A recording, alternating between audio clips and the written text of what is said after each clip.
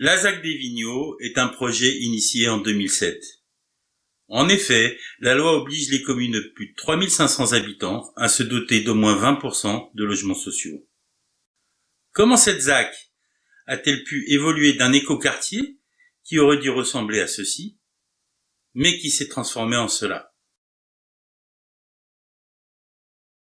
Une ZAC qui prévoyait des reculs paysagers très importants entre les immeubles et la route nationale.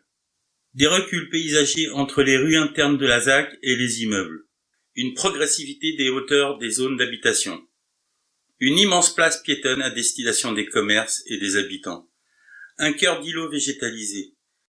L'implantation d'une piste cyclable le long de la route nationale. La création d'une nouvelle rue afin de désenclaver les Vigneaux. La réponse à cette question est simple, vous allez voir. En 2012, des fouilles archéologiques stoppent le projet de la ZAC. En mars 2014, M. Bernard Destrots est élu maire de la commune et une nouvelle équipe arrive aux affaires. Entre 2015 et 2016, la commune opère une modification simplifiée du PLU. Ce nouveau PLU va tout changer. Premièrement, dans la notice de présentation, on peut lire: pour permettre plus de souplesse dans la conception architecturale, il est proposé de supprimer la zone à plan masse qui est trop restrictive par rapport à l'implantation au sol des constructions. À la lecture de cette phrase, on est tout de suite surpris par le mot supprimer. On se dit que le maire a voulu dire modifier. On lit donc la suite. L'ensemble des emplacements réservés a également été supprimé, le foncier étant majoritairement maîtrisé par la société Façonnéo. Là, tout devient clair. On nous dit simplement que les promoteurs peuvent faire ce qu'ils veulent. Ceci est confirmé dans le document suivant. À la lecture de ce document, on se rend compte que tous les garde-fous au profit d'une construction la plus harmonieuse possible ont été littéralement supprimés. L'exemple le plus probant est l'article 9. Article 9 UB, emprise au sol des constructions.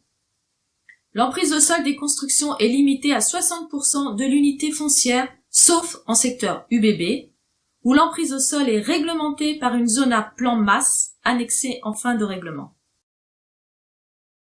Cet article est supprimé. Il est remplacé par celui-ci. Article 9 UB, emprise au sol des constructions. L'emprise au sol des constructions est limitée à 60% de l'unité foncière, sauf en secteur UBA, où ce dernier n'est pas réglementé.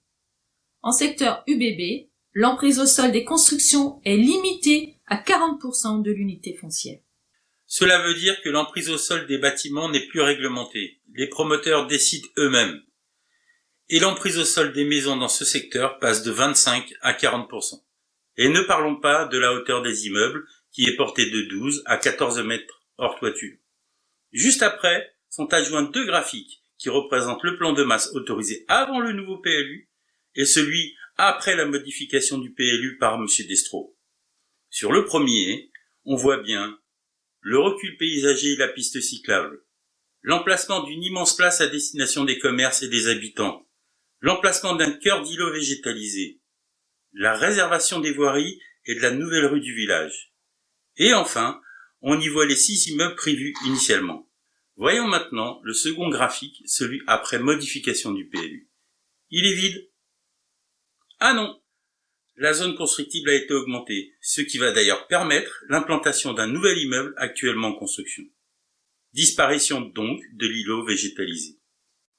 Disparition des pistes cyclables et des retraits paysagers. Plus rien n'est imposé au niveau des rues de la ZAC.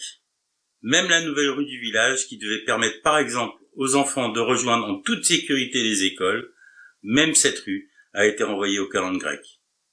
Maintenant il faut clarifier la situation. C'est bien M. Destrots et son PLU qui ont rendu possible ce que nous voyons aujourd'hui.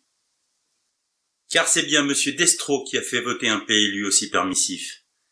C'est bien M. Destrots qui a fait voter l'augmentation de la hauteur maxi des bâtiments.